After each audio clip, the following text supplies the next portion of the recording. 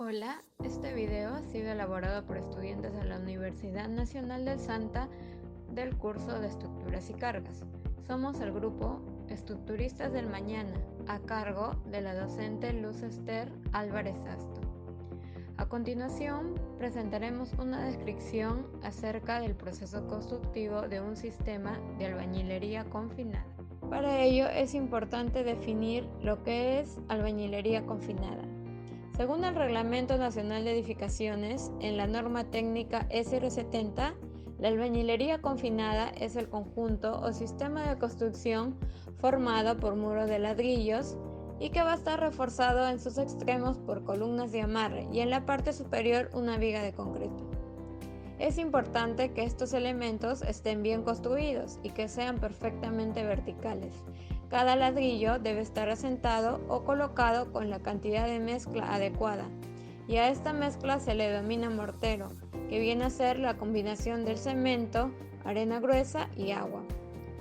Un muro debe estar bien construido porque es importante para la seguridad de los habitantes y también porque puede reducir los costos de acabados.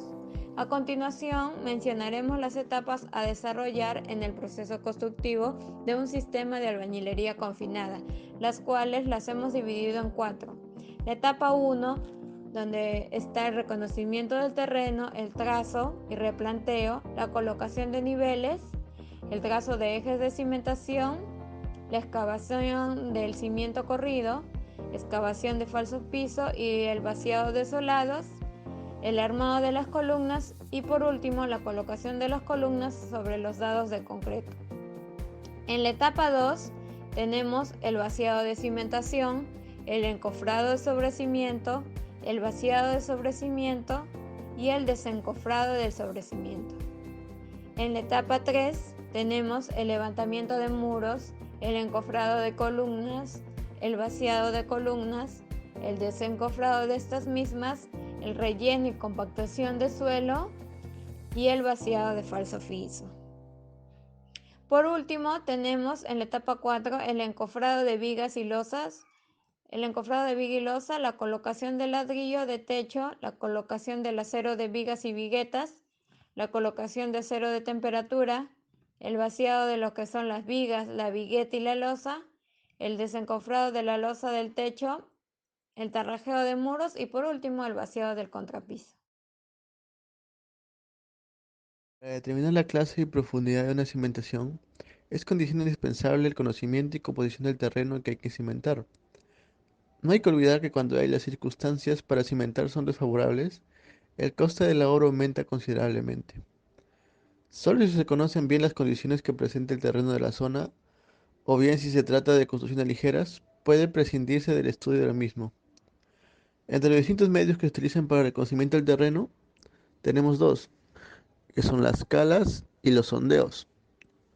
Definiendo las calas, son excavaciones más o menos profundas que se hacen posible el conocer la composición del terreno, así como la profundidad en que se encuentra el terreno más firme. Los sondeos. Este es un método de reconocimiento del subsuelo utilizado cuando las circunstancias anormales del terreno hay que llegar a una notable profundidad. Permite una extracción de muestras de distintas capas y por consiguiente un detallado conocimiento de la composición del terreno. Trazo y replanteo.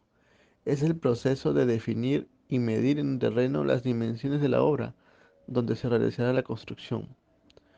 Se traza la forma del perímetro de la obra y se señalan los ejes. Para realizar el trazo, primero se deben de tener dibujadas las dimensiones de la obra en un plano. Después se aplican métodos geométricos como puede ser el teorema de Pitágoras para trazar el perímetro, en función de la escala y medida de los planos. En el terreno se insertan varillas para indicar los vértices y se une con hilos para indicar los lados. Colocación de niveles mediante uso de la manguera. Para la nivelación se requiere una manguera transparente de media pulgada de diámetro y como máximo de tener 10 metros de largo. Y por supuesto estacas. Los pasos para la nivelación son: primero colocar las estacas en las esquinas y a lo largo del terreno. Luego, con el uso de la plomada, se verifica que estén completamente verticales. Luego, esta manguera se llena con agua sin dejar que se formen burbujas en su interior. Después se mide un metro desde el nivel de la calle y se marca en la estaca. Luego se coloca el nivel de agua a la altura de la marca en la estaca. Posteriormente se traslada al otro extremo de la manguera y se verifica el nivel en la otra estaca para comprobar si hay desnivel. Se hace este mismo proceso en tramos de 10 a 20 metros para marcar el nivel de todo el terreno. Trazo de ejes de cimentación. El trazo de ejes de cimentación es un paso indispensable en el proceso de la construcción. Gracias a este paso marcamos en el terreno natural los cimientos corridos y zapatas, siguiendo lo establecido en los planos de cimentación. Este trazo se hace con tiza y es sumamente importante, ya que marca toda la vivienda que vamos a construir, por lo que hay que ser los más exactos posibles. Para hacer una adecuada cimentación debemos guiarnos de balizas, cordeles, plomadas y winchas. De cimiento corrido. Una vez terminada la nivelación, comienza la excavación del terreno por el eje del cimiento. El ancho y fondo de esta excavación dependerá de cada proyecto. En la medida en que se va excavando, se deben retirar todos los desechos, materia orgánica o malezas que impidan un correcto proceso constructivo. Excavación de falso piso. El falso piso es una losa de concreto simple que se encarga de soportar y distribuir las cargas que se aplicarán sobre el piso de la casa. Frecuentemente, el falso piso se hace al final de todo proceso constructivo. Sin embargo, es mucho mejor construirlo después de los sobrecimientos. Esto nos permite trabajar de forma más limpia y ordenada, mejorar el tránsito de la gente y de las carretillas, permitir la recuperación de materiales que se caen al piso, como por ejemplo la mezcla para asentar ladrillos, y le da más estabilidad a los puntales y los andamios de trabajo. Vaciado de solados. El solado es una capa delgada hecha de hormigón, cemento y agua. Se coloca en el fondo de las excavaciones de los cimientos. Sirve como piso nivelado para la realización de algunos trazos y para apoyar. Una vez realizada la excavación se procede al vaciado de solado, con una profundidad mínima de 80 centímetros. El espesor varía entre 5 a 10 centímetros. La importancia de los solados recae en que estos evitan que los elementos estructurales tengan contacto directo con el suelo natural, ya que éste puede contener químicos o sustancias que puedan afectar a los elementos estructurales. Asimismo, actúa como impermeabilizante. Armado de columnas. Según la norma E060, en la parte 7,9,2, inciso B, se indica que una columna debe tener como mínimo 2 centímetros de recubrimiento, medido desde la cara exterior del estribo. En otra parte, 7,11,2,2 de la misma norma, en la parte de estribos, inciso B, en columnas se usarán estribos de 3/8 de diámetro como mínimo, para el caso de barras longitudinales hasta de 1 pulgada, y estribos de media de diámetro como mínimo para el caso de barras de diámetro mayores. El proceso constructivo de una columna. Primero se hace la hechura de la armaduría según detalle en los planos, luego la colocación de la armaduría amarrándola a la parrilla de la zapata. Tercero, colocación de los helados de concreto de acuerdo al recubrimiento especificado. Cuarto, colocación del encofrado de la columna. Quinto, vacío de concreto vibrándolo. Y 6, el desenmoldado. Errores que se cometen al armar columnas. Uno es el escaso recubrimiento del acero. Según reglamento, se debería tener un recubrimiento mínimo de 2 centímetros. La deficiencia en distribución de estribos. Recomendaciones. Los estribos tendrán que poseer una correcta curvatura de doblado y una adecuada longitud de gancho. Tomemos en cuenta que el fierro se puede fisurar si la curvatura es muy cerrada. Si el gancho es muy pequeño, los estribos se pueden abrir en caso de movimientos sísmicos. La columna no debe contar con ninguna tubería en su interior, sea de desagüe, eléctrica o agua, pues esta se debilitará con el tiempo, perdiendo de ese modo resistencia. Colocación de columnas sobre dados de concreto. Los dados de concreto son separadores utilizados para facilitar que los fierros de las columnas, vigas y techos tengan el recubrimiento de mezcla indicado. No debe usarse piedras, desechos u otro material frágil en reemplazo de los dados. Etapa 2. Vaciado de cimentación. Para el llenado del cimiento, primero debe vaciarse una capa de concreto y luego alternativamente una capa de piedra y otra de concreto. Esto se hace para evitar que las piedras se monten o junten demasiado y formen vacíos entre ellas, que puedan afectar la resistencia de la cimentación. Posteriormente se debe curar el concreto, es decir, echarle agua durante los 7 días después del vaciado. Esto mejora la durabilidad del concreto, evita rajaduras y lo hace más resistente. Encofrado de sobrecimiento. Luego de vaciar el concreto del cimiento, se realiza el encofrado del sobrecimiento. En caso de que el suelo del terreno sea arenoso, generalmente los planos indican colocar un sobrecimiento armado para evitar rajaduras en los muros provocados por asentamientos. El refuerzo del sobrecimiento está conformado por 4 fierros horizontales y estribos que deben quedar a una altura de 7 centímetros sobre el cimiento. Luego se procederá a encofrar. Durante la colocación del encofrado debemos verificar que las tablas de madera se encuentren en buen estado, limpias y no arqueadas.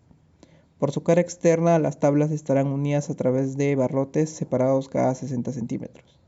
Esto asegurará la consistencia del encofrado. Para el vaciado de sobrecimiento prepararemos el concreto y la cantidad de sus materiales debe guardar una proporción de 1 a 8. Luego se debe incorporar piedra de cajón equivalente a la cuarta parte del volumen a vaciar. El vaciado se realiza capa por capa, es decir, se vaciará una capa de concreto y luego se colocarán las piedras de cajón y así sucesivamente hasta llegar a la altura deseada.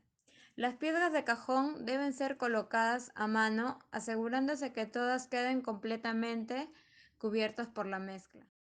A continuación presentaremos una simulación acerca del proceso de vaciado de sobrecimiento.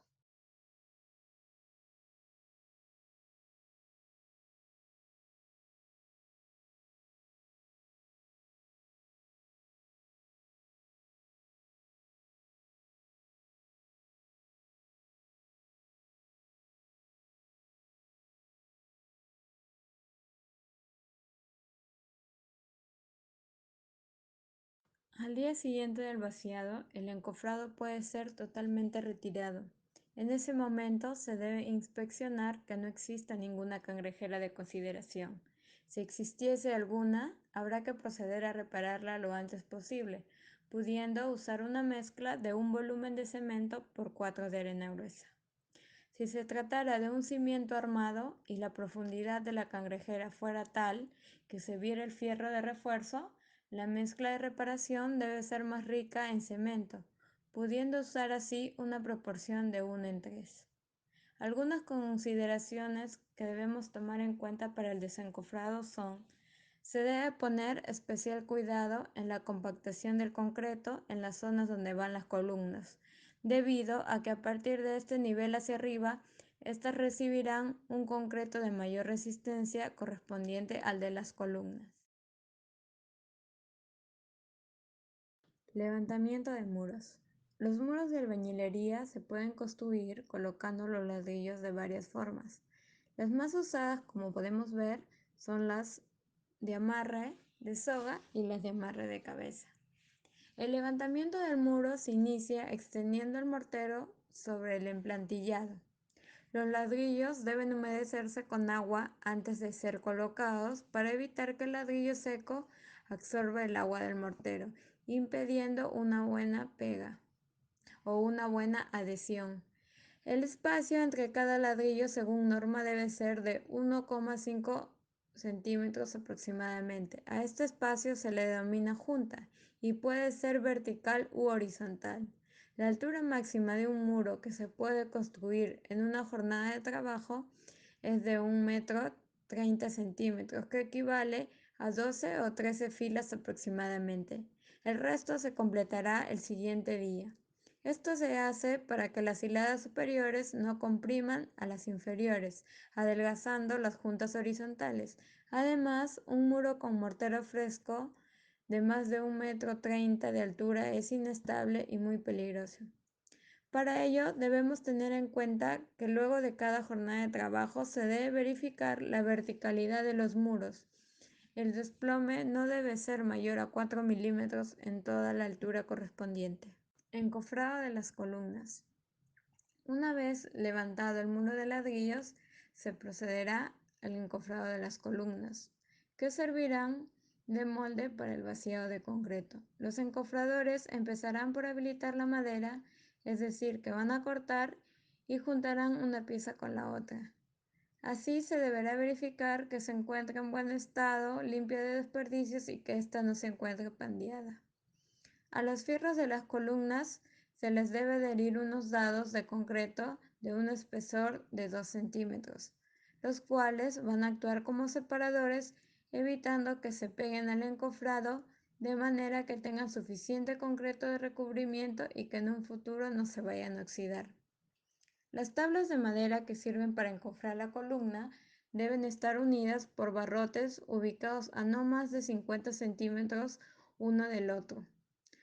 Por su parte, la superficie que estará en contacto con el concreto deberá mojarse con petróleo, de manera de que el concreto endurecido no se pegue a la madera. Es así que facilita el desencofrado. Una vez colocado el encofrado, se deben ajustar las caras opuestas con alambre número 8, cuidando de que no queden espacios entre el muro y el encofrado por donde pueda escurrirse el concreto durante el vaciado. Luego, el encofrado será asegurado contra el piso por medio de unos puntales. Es importante verificar que el encofrado haya quedado totalmente vertical, haciendo uso de la plomada. En caso de que se esté encofrando una columna que colinda con el muro de una propiedad vecina, debemos colocar una plancha de tecnopor para conservar la separación entre las dos propiedades. Esta separación permitirá que durante un sismo nuestra vivienda se mueva de forma independiente sin chocar con la vivienda vecina, que viene a ser la junta sísmica. Se recomienda revisar la zona de trabajo durante el proceso de encofrado, pues es frecuente encontrar en el piso maderas con clavos que pueden ocasionar accidentes. Una vez cumplidos estos pasos ya antes mencionados, el encofrado quedará listo para el vaciado del concreto y al día siguiente del vaciado ya se puede desencofrar. Vaciado de columnas. Una vez lista la mezcla, cuando esté terminada se transportará mediante buggies o latas, que deberían estar totalmente limpias a fin de que no contaminen la mezcla. Se debe procurar que el transporte se realice en el menor tiempo posible. El concreto que ya ha comenzado a endurecerse no debe utilizarse y tampoco debe agregarse agua de manera adicional para volver a remezclarlo. Antes de proceder a la colocación del concreto, se deben humedecer las paredes del encofrado. El vaciado del concreto debe hacerse de una manera continua, así hasta terminar. Durante este proceso, el concreto debe compactarse adecuadamente con un vibrador. Si no se cuenta con este equipo, se puede hacer mediante el chuzado, usando un fierro de construcción. En cualquiera de estos dos casos mencionados, se debe golpear el encofrado con un martillo. Es importante recordar que la compactación es necesaria para eliminar las burbujas de aire y los vacíos que reducen la resistencia del concreto. Una vez terminado el vaciado, usaremos la plomada para verificar que el encofrado continúa de manera vertical. Al día siguiente, después de haber desencofrado la columna, se procederá a curarla por lo menos o mínimamente durante unos 7 días. Continuando con el proceso constructivo, con un sistema confinado tenemos la siguiente etapa, el desencofrado de columnas. Aquí vamos a hacer uso de una de esas dos herramientas. Lógicamente que con una se puede obtener un mejor resultado y una optimización de tiempo, que es lo que también se busca en una obra de construcción. Hablamos de la cizalla y la sierra. Bueno, en primer lugar, para el desencofrado se va a realizar el retiramiento del muerto, que es como se observa en la imagen, que se encuentra en la parte inferior y superior y superficial al suelo. Una vez realizado el retiro de este muerto, vamos a proceder a retirar las tablas que se encuentran alrededor de la columna. Pero para poder retirarlas se va a hacer uso de la cizalla para poder cortar los alambres que se encuentran amarrados alrededor de las placas cubriendo las columnas. Primero cortamos los alambres, procedemos retirando todas las tablas y una vez que se encuentra la columna libre, se procede, según el Reglamento Nacional de Edificaciones, se procede a realizar el curado con una recomendación, según el reglamento, de 7 días. Mínimo son 7 días en los que se va a realizar este curado de la columna para poder obtener un mejor resultado y que de alguna manera no se deshidrate la columna. Algunos de los errores que se llegan a cometer en obras de construcción es en el tiempo de curado, que lo realizan con menos tiempo, ya sean 3, 5 días, simplemente para apresurar el proceso. Y como podemos observar, están cometiendo un error debido a que según la RNE serían mínimo 7 días. Luego tenemos el relleno y compactación de suelo. ¿Por qué se realiza una compactación de suelo? En este caso, para poder incrementar la resistencia de la base o del cimiento a través de presión. Al realizar el relleno del suelo o de la zona, en este caso, se recomienda usar el material que fue producto de la excavación en una etapa que se mencionó anteriormente, para que de alguna manera evitemos que el agua vaya a afectar a los cimientos y así lograr resultados que no nos favorecen. Vamos a colocar el material de relleno con ayuda ya sea de una carretilla o de un bote hasta poder alcanzar el nivel de piso, dejando descubiertas las contratraves. Y se recomienda también para la compactación levantar el pisón con mango de madera y dejar caer uniformemente en la parte de la zona en la que se va a compactar. Para compactar se recomienda también elegir una zona exacta de 1 metro cuadrado y de esta distancia, de este promedio de distancia, realizar 100 golpes en esta zona, teniendo en cuenta que no se puede obtener un levantamiento de polvo. Una vez realizado esto, vamos a vaciar el material de los rellenos, en este caso, también sobre las instalaciones hidrosanitarias para poder realizarlo como que uniformemente. Una vez realizada la compactación posterior al relleno del suelo, para ver si se tuvo un buen resultado o si de alguna manera se encuentra bien compactado el suelo, se puede clavar la punta de la pala sobre el suelo compactado para obtener, si no llega a entrar la pala y simplemente se queda en la superficie sin obtener ninguna consecuencia o afectando la compactación del suelo, quiere decir que se encuentra bien compactado y de alguna manera va a incrementar o esto incrementa la resistencia del suelo o de la base. Se va a evitar también apisonar las hidrosanitarias, las instalaciones hidrosanitarias a una capa menor de 20 centímetros. Tenemos también el vaciado de falso piso.